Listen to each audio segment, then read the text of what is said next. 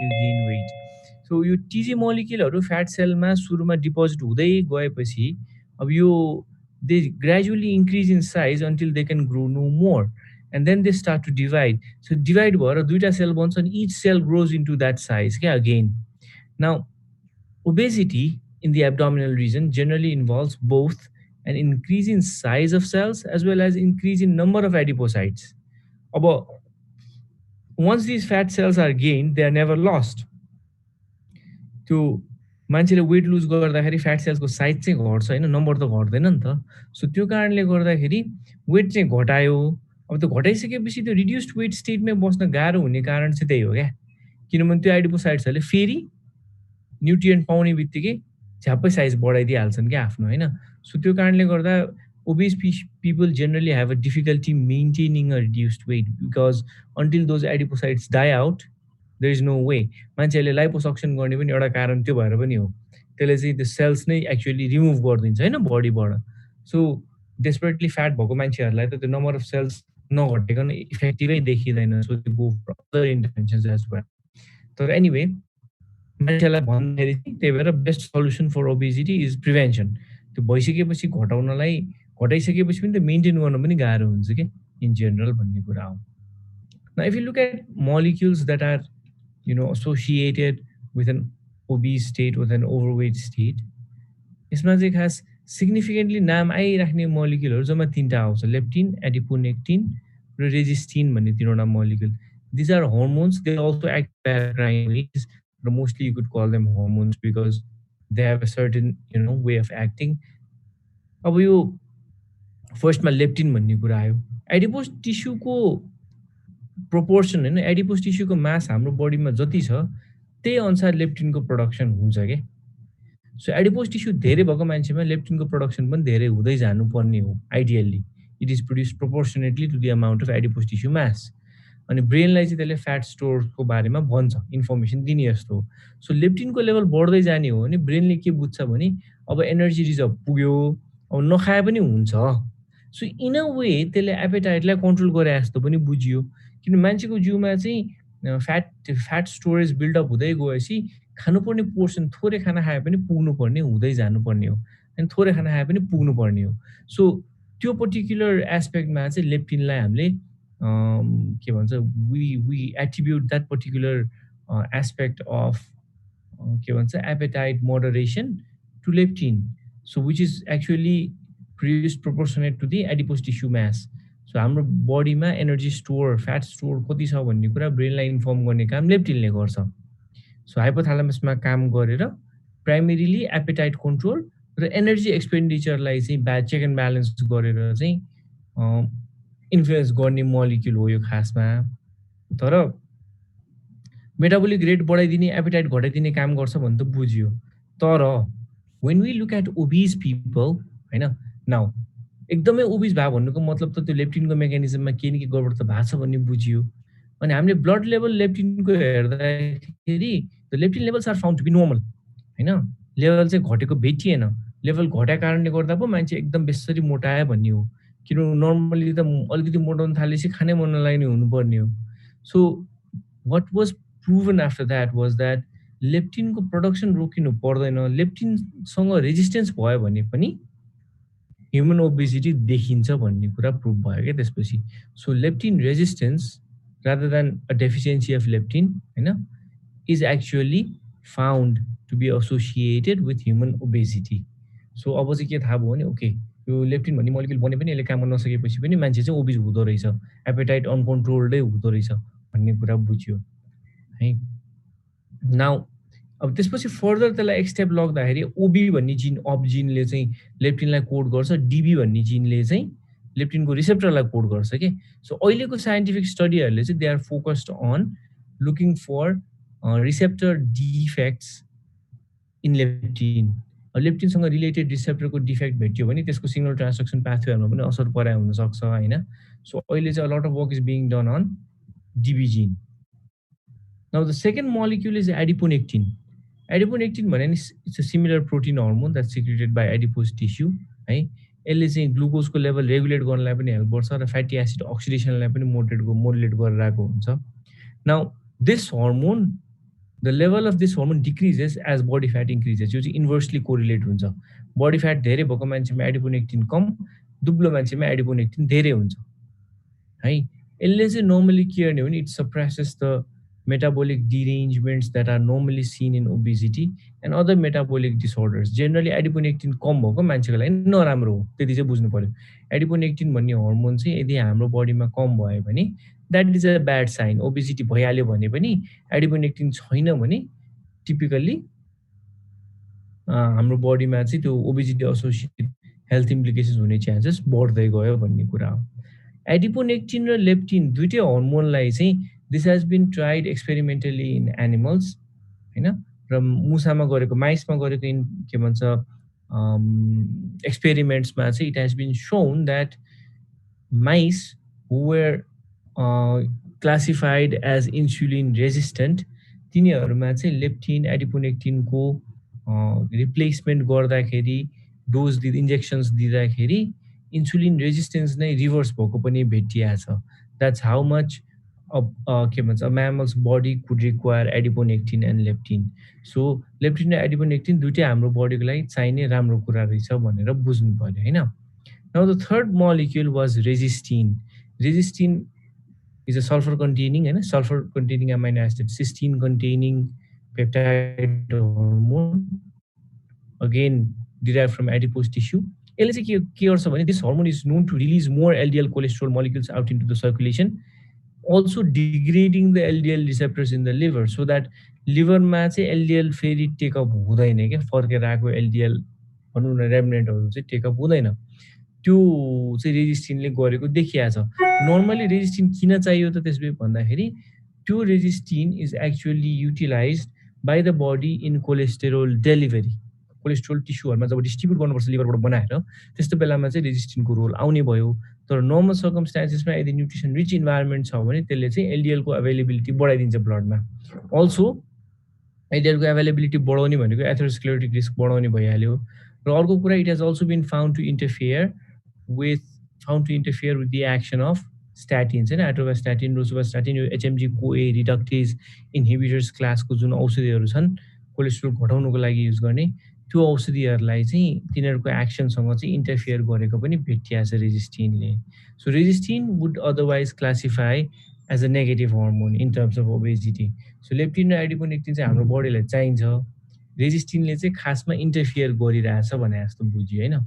अब यो रेजिस्टिन भन्ने मोलिक्युलको कन्टेक्स्टमै म त मैले अस्ति पनि तिमीलाई भनिसकेको छु, कोलेस्टेरोलको लेभल ब्लडमा कसैको कन्ट्रोल गर्न खोजिरहेछ भने इफेक्टिभ वे चाहिँ डायटरी रेस्ट्रिक्सन हो कि उसको इन्टरनल प्रोडक्सनलाई एड्रेस गर्दाखेरि बढी इफेक्टिभ हुन्छ. Can somebody tell me, this is a question for you. You are trying to control blood cholesterol levels of a patient अनि उसको चाहिँ ब्लडमा एलडिएल कोलेस्ट्रोल हाई छ भने त्यो मान्छेलाई हामीले डायटरी रेस्ट्रिक्सनमा राख्दाखेरि इफेक्टिभ ब्लड कोलेस्ट्रोल कन्ट्रोल हुन्छ कि उसलाई चाहिँ हामीले स्ट्याटिन दिएर भित्रबाट प्रोडक्सन रोक्दाखेरि बडी कन्ट्रोल हुन्छ जस्तो लाग्छ?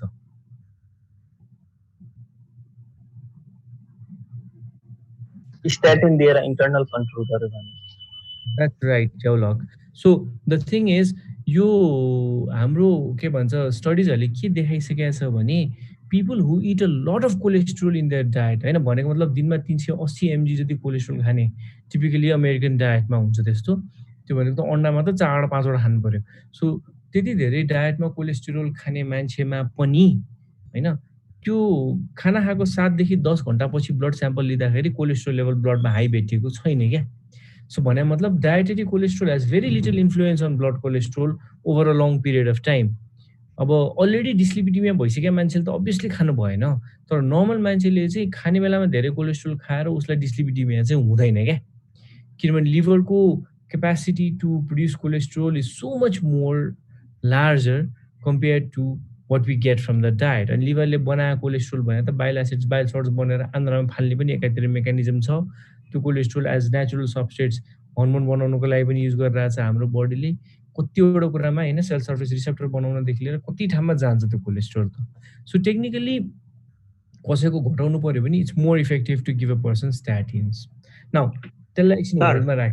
हजुर सर यो टिजीको लेभलको लागि चाहिँ फेरि डाइटरी कन्ट्रोललाई नै मेन भन्छ क्या होइन फेरि? यस, तर लास्ट टाइम हामीले कुरा गरे जस्तै ट्राइग्लिसराइड्स भनेको जेनरली ग्लिसरोलमा 3टा फ्याटी एसिड जोडेर बन्या हो।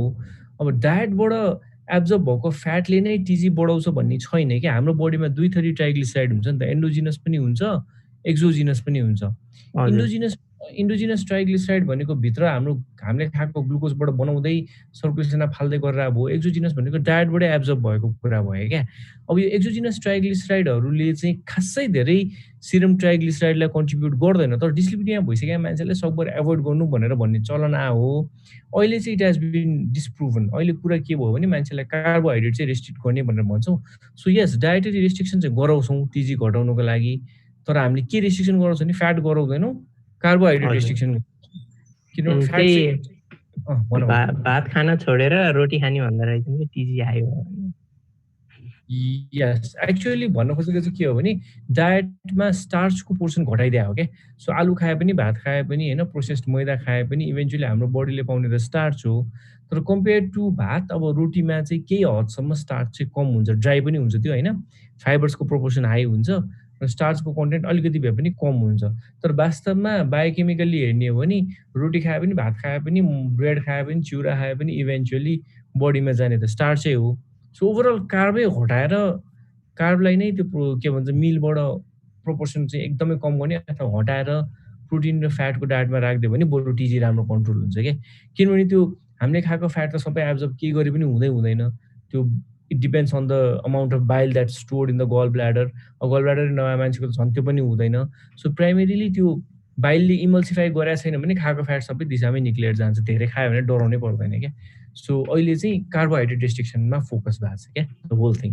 एनिवे, अब if you look at other hormones that could potentially influence obesity, अब यसमा अरू 2टा हर्मोनको नाम आउँछ, ग्रेलिन र cholecystokinin. Ghrelin is a peptide hormone secreted by the stomach, र यो चाहिँ this is the only known appetite stimulating hormone. हामीलाई जुन त्यो टिपिकल्ली भोक लाग्ने भनेर जुन ब्रेनले सिग्नल पाउँछ नि, द्याट इज ड्यु टु अब स्टमकमा हङ्गर कन्ट्र्याक्सन सुरु हुने बेला हामीलाई भोक लाग्छ नि प्राइमेरीली, त्यो चाहिँ the signal send to the brain is through the hormone ghrelin है। अनि ग्रेलिनको इन्जेक्सन चाहिँ एक्सपेरिमेन्टल एनिमल्समा दिँदाखेरि त्यो एनिमलहरूमा चाहिँ के भन्छ त्यसलाई सर्ट टर्म फुड इन्टेक बढेको, एपेटाइट इम्प्रुभ भएको भेटिया छ। Now cholecystokinin is released from the gut including the stomach, होइन, after ingestion of a meal. त्यसले पनि एउटा लेभलमा गल ब्ल्याडरलाई कन्ट्र्याक्ट गर्ने भनेर चाहिँ सुरुमा अन्डरस्टुड भएको भएर नाम कोलेसिस्टोकाइनिन भने हो। So once cholecystokinin was released, it was believed that the gallbladder contracted, which is partly true, but there are several signals that initiate the process of gallbladder contraction. तर regardless, त्यो कोलेसिस्टोकाइनिनले चाहिँ सेटाइटी signal ब्रेनलाई दिन्छ भन्ने कुरामा पनि अहिले चाहिँ स्टडिज भइरहेछन् क्या। सो लेप्टिन, एडिपोनेक्टिन, रेजिस्टिन र माइनर हर्मोन्समा ग्रेलिन र कोलेसिस्टोकाइनिनको कुरा आयो क्या। Now, if you look at leptin and ghrelin, ग्रेलिनले चाहिँ सर्ट टर्म एपेटाइट कन्ट्रोल गर्छ। सो भोक लागेको बेलामा ग्रेलिन निस्किन्छ, अनि भोक नलागेको बेलामा, पेट टन्न भएको बेलामा ग्रेलिनको रिलिज बन्द हुन्छ, so that short term appetite control is regulated by ghrelin. तर if you look at leptin, त्यसले चाहिँ फेरि ओभरअल हाम्रो फ्याट रिजर्भ कति छ भन्ने कुरा, जस्ट सेकेन्ड, होइन।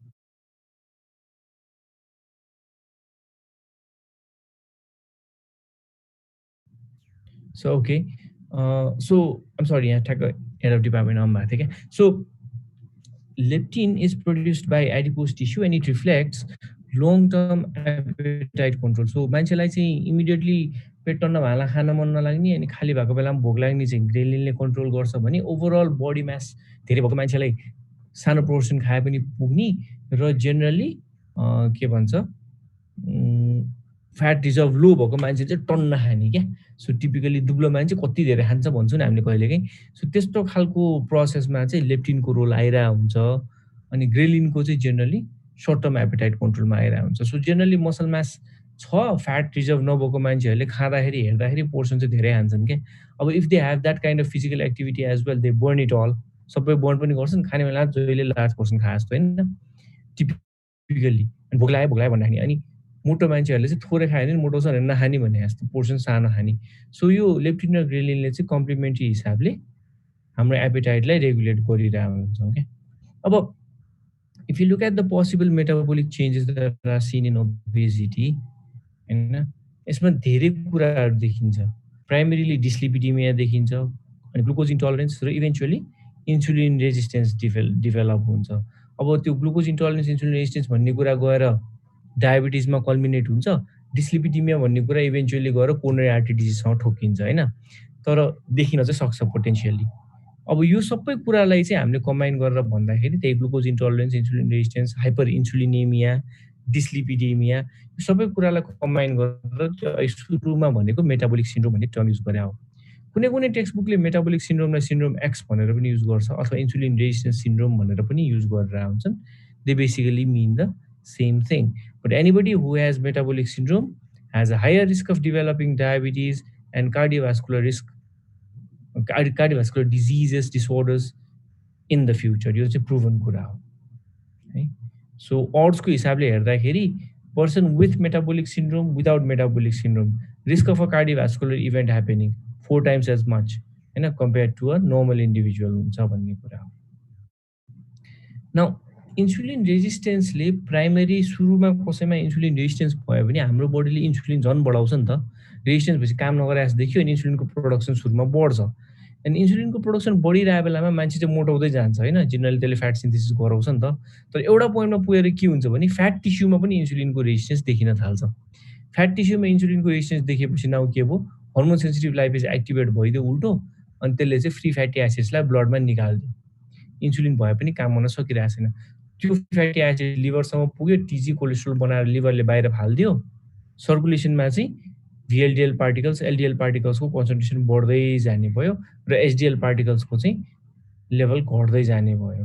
सो प्राइमेरीली सुरुमा चाहिँ ग्लुकोज इन्टलरेन्स भए पनि पछि चाहिँ त्यो adipose tissues also become insulin resistant, अनि सो फ्याटको प्रोसेस यतिकै पनि बिग्रिँदै जान्छ कि। सो अब अहिले चाहिँ प्रुभन कुरा के छ भने यो जुन फ्री फ्याटी एसिड निक्ल्यो भने नि मैले हर्मोन सेन्सिटिभ लाइपेजको एक्सनले, non esterified free fatty acids चाहिँ यदि ब्लडमा धेरै निस्क्यो भने त्यसले नै फेरि इन्सुलिन रेजिस्टेन्स पनि गराउन सक्छ भन्ने कुरा पनि लिटरली भनिरहेछ कि। सो त्यो आउने चाहिँ फेरि इन्क्रिज एडिपोज टिस्यु म्यासबाट हो। त्यो इन्क्रिज एडिपोज टिस्यु म्यास भन्ने कुरा इन्सुलिनले नै प्रमोट गरेको कुरा हो। तर आफ्टरवर्ड्स के हुन्छ भने the process of fatty acid mobilisation from adipose tissue which is normally inhibited by insulin, the process itself becomes insulin resistance। So त्यसले गर्दाखेरि फ्याट ब्रेकडाउन चाहिँ एकदम ऱ्यापिड हुन्छ कि। मान्छे दुब्लाउँछ नि इन्सुलिन रेजिस्टेन्स भएपछि, डायबिटिज भएपछि दुब्लाउने कारणै त्यही हो है। So it leads to a vicious cycle, अनि डिस्लिपिडीमा वात्तै देखाइदिन्छ कि। So normally if you look at the time line, कुनै मान्छेलाई चाहिँ त्यो ब्लड सुगर लेभल कहाँनिर डायबिटिज डायग्नोज हुन्छ र कहाँनिर चाहिँ उसको इन्सुलिन रेजिस्टेन्स स्टार्ट हुन्छ भन्ने कुराको एउटा कम्पेरेटिभ टाइम लाइन हो क्या यो। इन्सुलिन लेभल्स हेर न, सुरुमा नर्मली छ, मान्छेको डायबिटिज डायग्नोज हुने बेलातिर इन्सुलिनको लेभल हाई छ नर्मल भन्दा, because that person has type 2 diabetes, insulin resistance पनि देखिएको छ। तर आफ्टरवर्ड्स बिटा सेल डिसफङ्सन भएर इन्सुलिन सिक्रेसन नै घट्दै जान्छ र हाइपरग्लाइसिमिया चाहिँ बढ्दै बढ्दै बढ्दै जान्छ, अनि त्यो पछाडिको पोइन्ट 3 मा पुग्ने बेलासम्म मान्छेलाई एक्सटर्नल इन्सुलिनको ट्रिटमेन्ट चाहिसकेको हुन्छ। ओरल हाइपोग्लाइसेमिक एजेन्टले कामै गर्दैन, किनभने तिनीहरूले नर्मली इन्सुलिनको एक्सनलाई हेल्पै गर्ने त हो नि। So this actually gives us an overview about त्यो के भन्छ the time line in insulin resistance and frank diabetes mellitus. Now the last part of today's त्यो के भन्छ सेसन इज वेट रिडक्सन। कसैलाई चाहिँ वेट रिड्युस गर्नुपर्ने के गर्ने त, मस्कुलर एक्टिभिटीको लागि कार्बोहाइड्रेट चाहिन्छ हेर। So if somebody exercises and doesn't have any carb reserve in his body, either that person gets tired very fast. भातै नखाइकन दौडिने गर्न सक्दैन मान्छे, किन हामीले त एनर्बी ग्लाइकोलाइसिस हो नि त रिलाइ गर्ने त। Gluconeogenesis can only last for so long, अनि त्यही भएर इभेन्चुअली फ्याट अक्सिडेसनमा जान्छ र बेसल एनर्जी रिक्वायरमेन्टको लागि हाम्रो बडीले फ्याट किटोन्स युज गरेर पनि मेन्टेन गरिदिन सक्छ।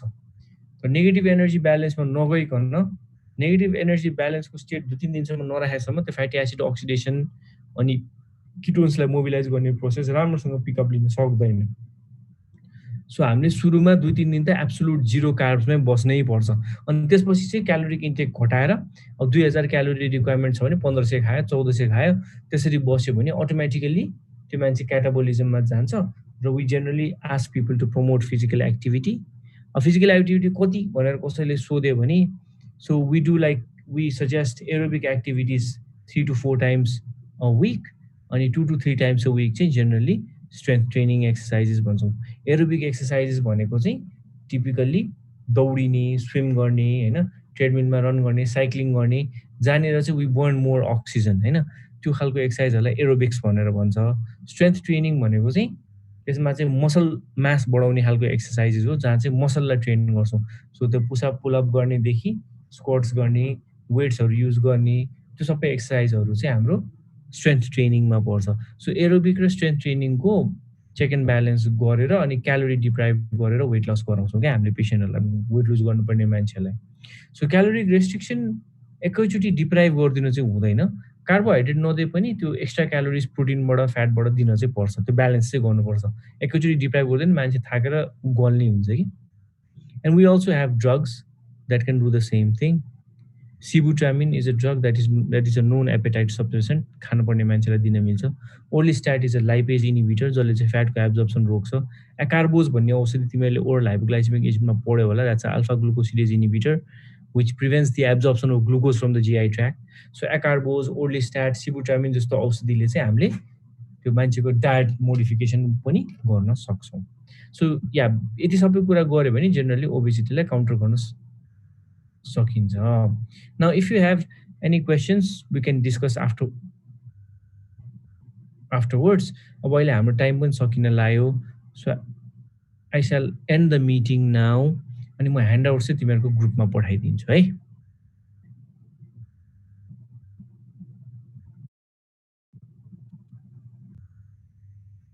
ओके प्रत्युष, ल तिमीहरू मध्ये कसैको इमेलमा म पठाइदिन्छु, सेयर गरिदेऊ ल.